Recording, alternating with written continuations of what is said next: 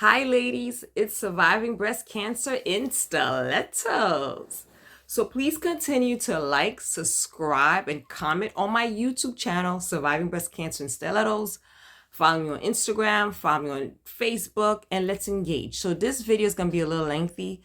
So if I'm posting on Facebook and Instagram, it's probably going to cut off. So go to my YouTube channel for the full video. I'll be discussing the day after chemotherapy and some of the side effects and then my journey from 2024 to now. So yesterday I had chemotherapy later in the afternoon, so I'm doing better this morning because majority of the side effects are going to kick in later on in the afternoon or maybe tomorrow morning. So as some of you know who had chemotherapy or any form of treatment, when you do the chemotherapy or any type of treatment, you kind of after a while know when you're going to have the side effects. So if I do it early in the morning, I'll get it later in the afternoon, or early in the next day. If I do it late, I get it mid-afternoon. So it's just knowing your body when it's going to hit. So I'm like, let me post a video before I start feeling ill. Hopefully not. God, please. But anyway, so moving right along. So 2024, everyone knows the cancer was this progression, blah, blah, blah. I started this new chemotherapy, HER2. And I'm in that small percentage, which is with 20% or 25% of people when they take this type of chemotherapy have side effects. I've had severe side effects. So some of the side effects I have that my oncologist really didn't know how to navigate or even know how to prescribe me certain things, because he said I am the first person, which he told me yesterday, out of all the thousands of patients he had, or hundreds, I'm the first person who went through some of these severe side effects. And I'm like, oh, really?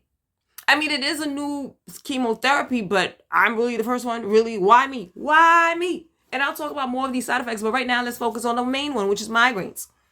So I started having migraines maybe the third month of chemotherapy. What happened, every chemotherapy start as of January 24th, I had really bad stomach aches. And I kept telling them this. And they were just like, oh, maybe you have gastro issues. Maybe you have this. I'm like, no, I never had stomach aches. This is due to chemotherapy. So they sent me to all these doctors.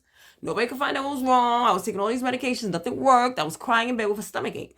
So later on, which is like maybe 3 or 4 months ago, they decided to do this test and find out I had an infection in my stomach, and it's from eating contaminated food or drinking contaminated water. So a lot of us have this infection, but again, when you take chemotherapy, it kind of triggers anything you have in your system that's not supposed to be there.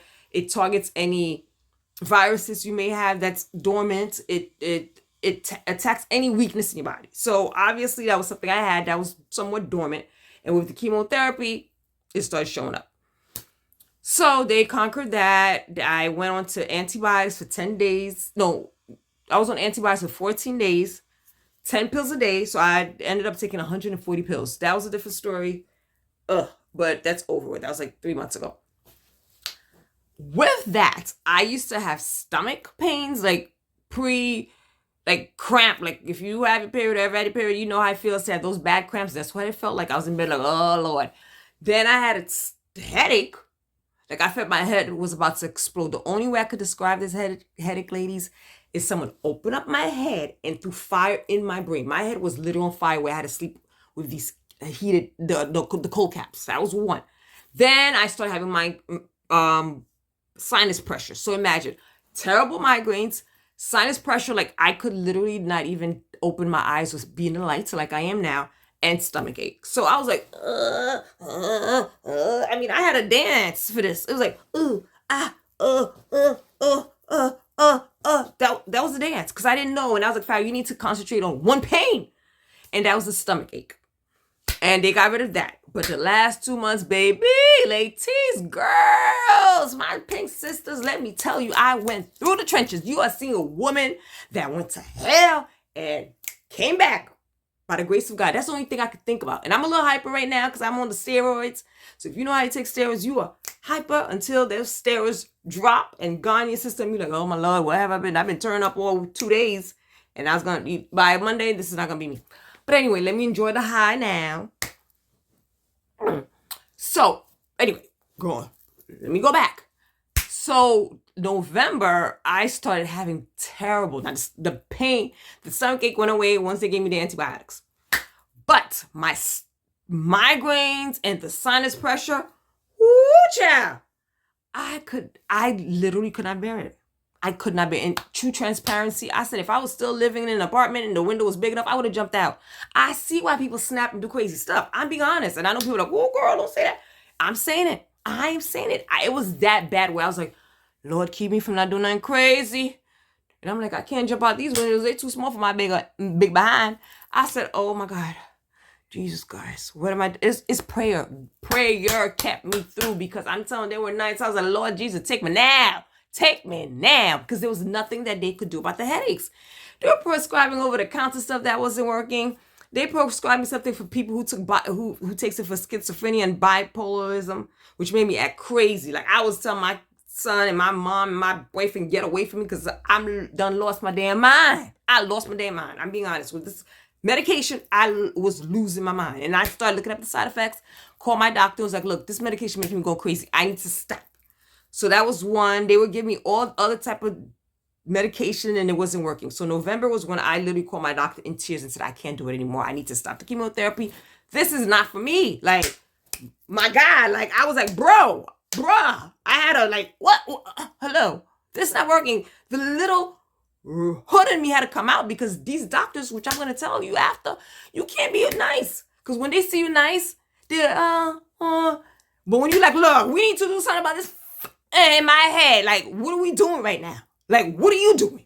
Like, I had to come with them with that type of attitudes. Like, it's sharples. I'm like, nah, you seen Pharaoh from Brooklyn, London, Flatbush coming out right now. Forget the, oh my God, I have a migraine and what are you going to prescribe? No, it's like, y'all gonna do something or what? Because there's about to be a problem. Up in this, you need to go call security because it's gonna be a problem when I come in here and you don't give me something that I need to leave here and try to help with the side effects. So I had to go hood. I had to show the Brooklyn side. You know, sometimes you gotta throw a little hood to these doctors to know you ain't playing about your health and navigate for yourself. But we'll get into that. How to switch it up. But anyway, sorry. Whew. Just thinking about how I had to go back to my ratchet years to get through to these doctors. But anyway, I digress. I'm back to myself now because I think maybe this time things may turn around for the best. Well, the best for them. But anyway, so the last time in November, I received chemo. I received some sort of antibiotics that worked fast, but it was very strong antibiotics for the migraines and the sinus pressure. That worked. I was like, whoo, thank God. But that time I had a migraine for about 7 days and sinus pressure until I called, begged and pleaded and was crying that give me something strong because I'm about to lose my mind. If you want them to do something, tell them, look, I feel like I'm about to kill myself. When you tell them this, they will do something because if something happens to you, let your family know, look, if I do something crazy, it's because of this doctor because he didn't prescribe me nothing quick enough or didn't get in contact quick enough. I did something crazy. So when they hear that, they're like, woo, child. They rush to do whatever. So they gave me the antibiotics. So December was the worst month of 2024. And I swear I kind of blocked those days, but now I'm going to relive it now. And I'm happy I'm reliving those 17 days, which I need to tattoo on my body because I'll never forget that number 17. I don't like that number. 17 days. I was with a migraine and sinus pressure that was like no other. 17 days of living hell. Hell. I did my chemotherapy on December 6th on a Friday. And I had that headache maybe 2 to 3 days after, and it did not go away until 17 days. Literally 17 days of terrible migraine. Like no other. If you ever had migraines, think of it in level 10. If you ever had a sinus pressure, I was at level 7, 6, both at the same time. And I was literally in tears. I couldn't even cry anymore because the tear was making the headache worse. It was just bad. And all I had was prayer. I mean, I had a newfound friend group, which I'm going to give them a shout out to. My boyfriend was holding me down. My mom, as annoying as she is, she was holding me down. My friend Venetia was holding me down. I had people holding me down through text. You're like, girl, you got this. Don't give up. But can you imagine being that sick and every day waking up to the same thing? There was no light at the end of the tunnel. There was no, oh, I'm going to feel better tomorrow. I was just getting worse and worse and worse every day. There was nothing to look forward to, just waking up and feeling sick. Mind you, I was on PTO for work. So it was 3 weeks of being sick when I wanted to enjoy my PTO day. I wanted to enjoy PTO and instead I was sick, but it was just hell. So this treatment is the first treatment I'm doing where they lowered the dosage. Well, they lowered the dosage last month and that didn't work. I still had the migraine. So this is the first treatment after living the hell for 17 days. So normally my migraine starts on a Tuesday. Today is Saturday. So I'm just praying that this treatment and the change of the pre-meds, because now they don't know if it's the chemo or the pre-meds, so they changed some of the pre-meds. They lowered the dosage in hopes of this is better. So I'm just hopeful. Wait, let's see what happens on Monday, Tuesday, Wednesday. But I'm still like, I don't know what's gonna happen. Is it gonna work? Because they're at a point where like we don't know what to do. And I'm like, if you don't know what to do, what the hell? I don't know what to do either. Hello, how are you the doctor? You don't know what to do. Did you not go to school to study all of this? Okay, you getting the big bucks, aren't you? You work out with the #1 hospital. Hello, you need to figure this out. So they've been trying to figure out, but again, I'm the first person. So I'm that 1% who has terrible migraines and sinus pressure. So if anyone out there who's taking Enhertu chemotherapy for, Enhertu chemotherapy for H2 breast cancer, it doesn't have to be even H2. You taking it for whatever. Let me know. Do you ever suffer terrible migraines and sinus pressure? And this is what I hate about the doctors. When I'm telling them something, they don't like to believe me. So you have to advocate for yourself and know your body. I told them I never had migraines in my entire life. Migraines, yeah, you have a headache here and there, and you take a Tylenol and you're done. Sinus, I've never had sinus pressure, sinus issues, allergies, none of that. They were trying to make me think my sinus was due to me having sinus issues. No, boo-boo, it's not. No, it's not. Bruh, bro, whatever, dude. No. I went to a doctor, the ENT, and he told me, you don't have sinus issues. I don't know why they sent you there. Great. Now, I had charged me. I had to pay copay. All of this stuff had to be charged for no reason. I'm telling these doctors, I don't have sinus issues. But then again, here I am presenting facts, and you're wrong. You're wrong. Just because you have that education does not mean you know my body more than I know. I've had my body for 47 years. You just know my body for 1 year. You cannot tell me. But anyway, you have to sometimes do those tests because now they think they know everything because they were right about my stomach, but you're not. You're wrong about my head and my sinus. Okay. So that's where I am now. Day 1 after chemotherapy, a little hype. I got the steroids pumping in. So I'm like, hey. And then I'm going to drop by tomorrow or Monday. So I'll let you know about my drop. And when I say drop in energy, drop in mood, not really want to be engaging, not talk as much to myself, that kind of feeling. So right now I'm in this unnatural high, which is good, and laying in bed and being depressed and sad and everything else. But again, this channel, lady, is true transparency. I want to continue to share my journey with breast cancer.